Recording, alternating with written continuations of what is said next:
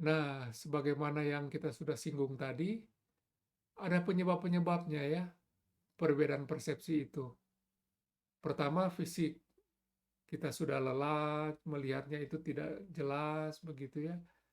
Kedua, kondisi psikologi kita berbeda. Satu sedang susah, satu sedang senang. Cara melihatnya itu tidak sama. Kemudian berikutnya ada pengaruh budaya atau kultur ya. Ada juga pengaruh dari akses informasi. Jadi ada orang yang dapat informasi ini, orang lain dapat informasinya itu, berbeda informasi, sehingga cara pandangnya tidak sama. Mari kita lihat contoh-contohnya berikut ini. Di sini perbedaan persepsi bisa terjadi dalam beberapa level ya. Visual, auditorial, representasi, bahasa, dan pemaknaan kultur atau co-culture. Nah, perbedaan persepsi visual auditorial misalnya ya, mungkin teman kalian sudah pernah lihat gambar ini, ada yang melihat gaun ini berwarna emas, ada yang melihat gaun ini berwarna biru. Saya tidak tahu terlihat di layar seperti emas atau biru ya. Kemudian ada yang mendengar nama ini, saat seorang mendengar namanya Yani, seorang mendengar nama itu Laurel. Ada yang mendengar Yani, ada yang mendengar Laurel.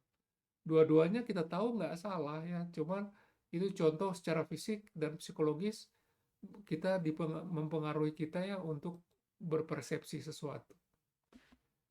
Yang kedua yang lebih berat lagi adalah mengerti perbedaan respons persepsi bahasa atau budaya. Dalam hal bahasa misalnya orang Inggris dan orang Belanda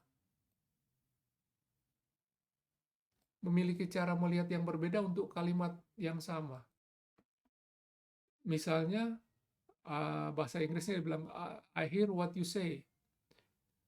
Kalau kita orang Inggris, British ya, kita dengar kalimat itu, kita akan pikir dia mengatakan I disagree and do not want to discuss it any further. Jadi I hear what you say, sebenarnya saya maklum dan saya nggak mau diskusi lagi karena saya nggak setuju gitu. Tapi orang Belanda berpikir he accepts my point of view. Jadi ini kalimat yang sama dimaknai beda. Misalnya juga what the with the greatest respect bla bla bla, maka orang Inggris tuh merasa I think you are wrong or you are full. Kalau orang Belanda dengarnya oh he's listening to me. Ya. Nah, kemudian misalnya yang lain lagi. Quite good. Kalau dia dengar quite good, orang British itu mengartikannya ini agak mengecewakan ya, kurang berhasil. Kalau orang Belanda bilang cukup berhasil, quite good. Jadi quite good itu diartikan tidak sama antara orang British dengan orang Dutch, orang Belanda. Nah, orang Belanda itu kelihatannya lebih straightforward. Kata itu bilang apa, dia tafsirkan begitu. Kalau orang Inggris kelihatannya kata itu sopan ya, tapi dia sebenarnya maksudnya tidak setuju. Contoh lain, oh very interesting. Itu orang British tuh artinya I don't agree, I don't believe you. Kalau dia bilang very interesting. Kalau orang Belanda dengar itu dia pikir, oh dia impress. Nah ini ada daftar yang bisa dilihat di slide ya tentang contoh misunderstanding dari kalimat yang sama. Kemudian secara budaya ya dari contoh tadi itu kita lihat memang ada perbedaan budaya orang untuk menyampaikan feedback negatif ya. Tidak sama sensibilitas kita ya, gampang tersinggung atau enggak. Jadi orang di sayap kiri itu direct ya, sesuatu yang negatif kita bicarakan langsung begitu. Kalau yang negara-negara di sebelah kanan, bangsa-bangsa sebelah kanan tidak mau membuat orang lain kehilangan muka, jadi dia bicara secara indirect. Nah, rupanya orang Belanda itu direct ya, kalau bilang bagus bagus, enggak. Kalau orang Inggris agak di tengah, orang Indonesia itu nggak bisa ya, kita bicara langsung ini jelek. Kita jauh lebih jaga perasaan orang begitu. Ini pengaruh budaya. Jadi bahasa yang sama itu menimbulkan persepsi yang tidak sama. Kemudian, nah, dalam politik itu ada sederhananya begini. Saya mungkin ikut WA group ya, yang terus terima berita politik dari calon yang A. Saudara selalu terima dari yang calon yang B. Jadi kita akan berbeda persepsi itu karena kita terima informasi yang tidak sama gitu. Jadi kalau di politik di luar negeri ada yang istilah politik kiri dan politik kanan. Kiri itu liberal, sering dibilang, kanan itu konservatif. Ini khas Amerika ya, cara berpikir begini. Yang liberal itu ya macam Obama itu sayap kiri. Kalau macam Donald Trump itu sayap kanan.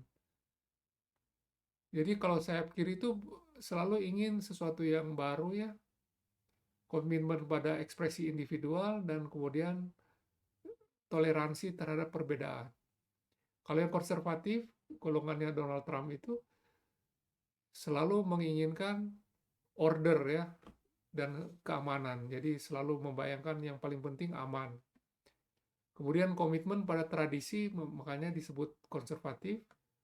Dan kemudian dia menekankan pada loyalitas sebagai kelompok. Kalau yang satu individu. Nah, itu contoh. Kenapa bisa begitu? Ya, ini kita sebut culture politik. Kita terima informasinya yang tidak seimbang gitu. Kalau kita terus dibombardir pada salah satu cara pandang, ya itu akan menjadi persepsi kita, bukan? Ya, jadi persepsi yang subjektif itu berpotensi konflik. Jadi, mengapa demikian? Kira-kira logikanya begini. Kalau sebuah cara pandang itu worldview itu kan akan menghasilkan konteks dan ekspektasi apa yang harus terjadi setelah ini, baik dalam percakapan, dalam relasi, atau menghadapi perubahan lingkungan. Kemudian kita menyiapkan diri menghadapi ekspektasi ini. Persoalannya tuh orang lain kan memiliki roh karakter yang tidak sama ya, sehingga dia akan memiliki konteks dan ekspektasi yang tidak sama. Sehingga peristiwa yang terjadi itu yang diharapkan akan terjadi juga tidak sama, sehingga waktu terjadi pertemuan tujuannya bisa sama tapi yang terjadi unexpected gitu. Akibatnya komunikasi dan relasi ini bisa terganggu, kita saling terganggu, merasa frustrasi akibat perbedaan konteks dan perbedaan ekspektasi, jelas ya. Jadi dalam komunikasi interpersonal ya kesulitan besar itu akan muncul bila kita berbeda persepsi. Pesan yang sama itu dalam konteks yang berbeda itu akan ditafsirkan berbeda ya. Nah, ini membuat komunikasi tidak jalan dengan baik dan kita sudah terlanjur membangun satu harapan dan ekspektasi dan kita kecewa karena harapan itu tidak terjadi. Jadi kalau demikian, apa ada persepsi yang ideal? Mungkin menurut saya persepsi ideal tentu yang kita sama-sama paham. Jadi yang saya paham, saudara paham, itu kita sama gitu. Dengan demikian persepsi kita sama, nah itu ideal. Tapi saya pikir bagi setiap orang sebaiknya persepsi kita itu berbasis fakta ya, bukan kita karang sendiri ya, bukan alternate reality. Kemudian persepsi kita itu cergas, gesit gitu ya, dalam tidak terlalu lama membuat keputusan. Dia juga persepsi ini persepsi yang memberdayakan ya, di baik diri kita maupun orang lain. Kemudian persepsi yang ideal ini membangun relasi dan membuat kegembiraan dan mencerahkan kita yang berelasi. Nah ini kalau ada persepsi ideal, saya pikir itu karakter-karakter dari persepsi ideal.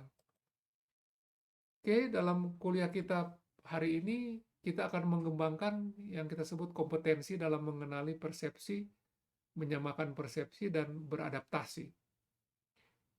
Nah, untungnya apa ya dengan kita menyadari hal ini, ada perbedaan persepsi, kita bisa terhindar dari rasa frustrasi ya, dan kita bisa mampu meningkatkan empati. Kita kemudian juga belajar untuk menyamakan persepsi, misalnya melalui humor, melalui storytelling, dan sebagainya, kita bisa menyamakan persepsi. Kita juga bisa menggunakan sudut pandang, ya, frame. Kita melihat dari sudut pandang orang lain.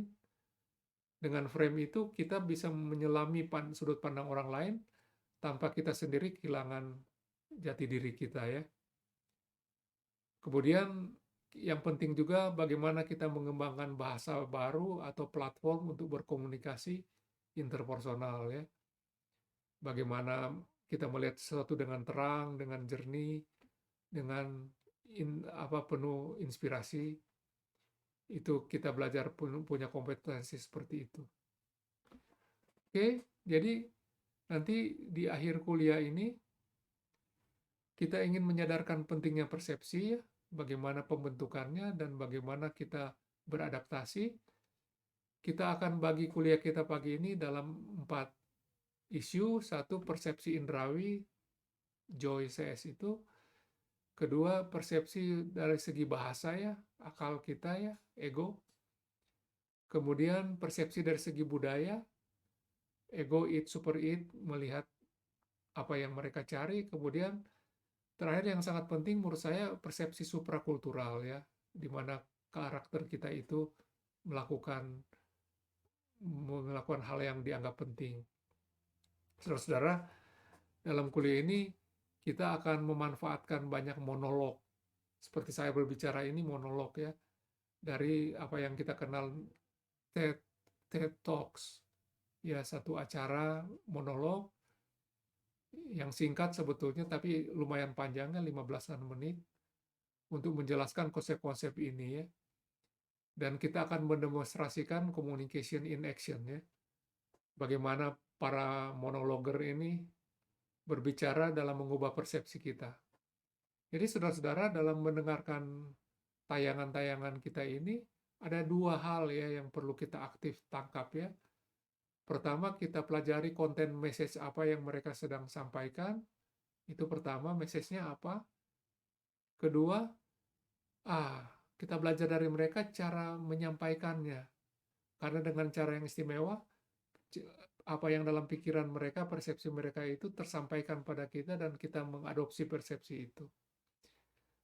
Ada cukup panjang kuliah kita hari ini.